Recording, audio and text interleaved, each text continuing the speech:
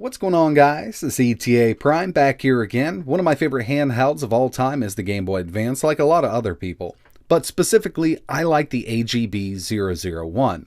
One of the main reasons I love it so much is because this is the model I owned when I was younger, and we couldn't afford the Game Boy SP when it was released. And to tell you the truth, I really love the landscape layout much better than the SP's foldable layout. But the major downside to the AGB-001 is the screen. Even the correct light, it doesn't look great. It has nothing on the SP screen. So today we're going to be upgrading the AGB-001 screen with a fully backlit IPS display with 10 points of brightness. The screen I'm using here is the version 2. The first one that came out from Funny Playing had a lot of screen tearing, but this is the upgraded version, and I've been dying to get my hands on one of these to do an upgrade to my AGB-001. Now, if you're interested in picking one of these kits up, you can find them on eBay, Amazon, and a ton of other sites. I just chose somebody random on eBay. This is not a sponsored video. I paid my own money for this. But if you do end up getting an IPS display for your GBA, make sure you get the pre-cut shell. Otherwise, you're going to be doing a lot of cutting and sanding. I mean, it can be done. I've done it here in this video, but it just alleviates a lot of the problems, and it's only about $8 more with a pre-cut shell, which in my opinion is well worth it. These kits do work with the 32-pin or the 42-pin GBA, so either way, they got you covered there. But if you want that 10 points of brightness adjustment, you will have to do some soldering. There's only 3 wires you need to solder, and it's fairly easy to do. But this can be done without any soldering, but you're going to be stuck at about half brightness, and having those 10 points of adjustment is a big plus on this GBA. So first things first, we need to get our GBA apart. Now I do want to mention that I fully overhauled this GBA about a month ago. I cleaned everything up. I mean, it looks brand new inside now. If you're doing this to an older GBA system, I highly recommend at least cleaning up all the contacts and things like that while you're installing the screen. But this one has been refreshed very recently, and I even installed a new speaker. Now before I start the installation of the screen, I want to make sure that the kit I got on eBay works. So I'm going to go ahead and pull this main board and test the new IPS screen before I put anything together. I just have to make sure that it's not cracked and it's working. So I've just taken the main board and placed it in the back half of the new shell that I'm going to be using. Attach the screen, and I have some freshly charged Energizer batteries in here. Yeah, I could do a battery mod on this, but I have tons of rechargeable Energizers that I've been using in my Game Boy Advances, and they last for a while. So it looks like the kit I got works. There's no cracks. Everything looks good here. We're going to go ahead with the assembly. So like I mentioned, if you're buying an IPS kit for your GBA, go ahead and buy the pre-cut shell. I've done mine here with an X-Acto knife and a little Dremel. It doesn't look the best here, but we'll never see this when everything's installed. It's just going to make life easier to get one that's already pre-cut. Most sellers use a stationary router or an automated router to get this done, and they cut it out to perfection so you don't have to worry about it not fitting. Some sellers will include a little 3D printed bracket, but the one I bought from only included these little acrylic cutouts, and they're going to work fine. I mean, it's going to hold the screen exactly where I need it. It's just kind of used as a lineup tool, and it's going to allow the screen to stay stationary so it won't move around and we can get it centered perfectly. So now that I know this screen fits in the case that I cut, I'm going to go ahead and install it. They send you this double-sided sticky tape that goes right in here. Just kind of line it up.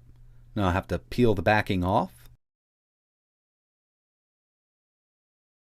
So once we put this screen in place, it's going to kind of be stuck here. I mean, you're going to risk breaking it, taking it out. You need to make sure it's in the correct orientation and triple check the bezel. Make sure you have all the burrs cut out so you're not blocking any of the screen. You really don't want to risk breaking this screen here. Now you could remove it with a little bit of heat, but then you still risk damaging the screen with the heat you used. I'm going to go ahead and put in these little acrylic lineup spacers. Need to peel the protective layer off the front of the screen. I'm going to leave the back on it though. Line it up. And there we have it. The screen is now installed. Before I do anything else, I want to make sure I put the front glass panel on. It does come with a glass screen, just to make sure I keep any dust out of this thing. And there we have it. We now have the screen installed with the glass cover on it. It's now time to install the ribbon cable. So the ribbon cable will work with the 32-pin or the 42-pin version of the GBA, but the way it's placed in and folded will be different for each of the pin numbers. The model I have here is the 32-pin version, so all I really had to do was fold over the 42-pin part of the ribbon cable. They do include some double-sided sticky tape for the ribbon itself. Make sure you plug the screen in before you stick it down. You want to make sure it's in the correct location. So this is secure. Now we can move on to the main board. So I know this is a bit hard to see, but there are 4 solder points on the ribbon cable itself. We're only going to be using 3 of them. One marked R for the right shoulder, one marked L for the left shoulder, and one marked SEL. These kits come included with 3 wires. We're going to solder 1 wire from the SEL mark on the ribbon cable to the pad marked TP2 on the GBA motherboard. And then the other 2 wires will be soldered to the ribbon cable on spot L and R. So we'll have 3 separate wires coming from that ribbon cable. So what this is going to allow us to do is hold the select button on the GBA and press the L button to turn the brightness down or the R button to turn the brightness up. And there's 10 points of adjustment here. Now we're going to leave these wires unconnected for now until we assemble the unit, and then we'll solder them to the L and the R button. So I've got everything soldered in place on the ribbon cable. I have the ribbon cable connected to the motherboard. I just need to place everything inside of the case. As you can see, I've installed my buttons. I'll just kind of direct this wire out of the way. I probably should have cut it a little shorter, but I wanted to make sure I had enough room. Either way, you should have enough room in here for the length of the wires. So now that I have my motherboard in place, I'm going to go ahead and solder to the right button and the left button. I'll maneuver these wires out of the way so they don't get pinched or hit by any of the screws when I put the back half of the case on. Almost time for the moment of truth. I'm going to go ahead and put my back sticker on. Everything's looking good. All my buttons are functioning. I don't have the case too tight. Now it's time to put the batteries in and see if it works.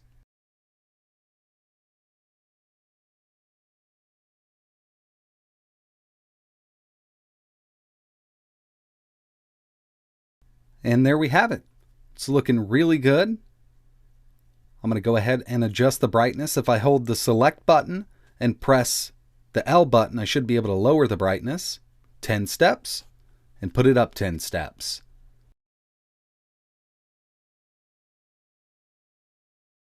And just to give you a quick comparison here, this is the original screen, non-backlit.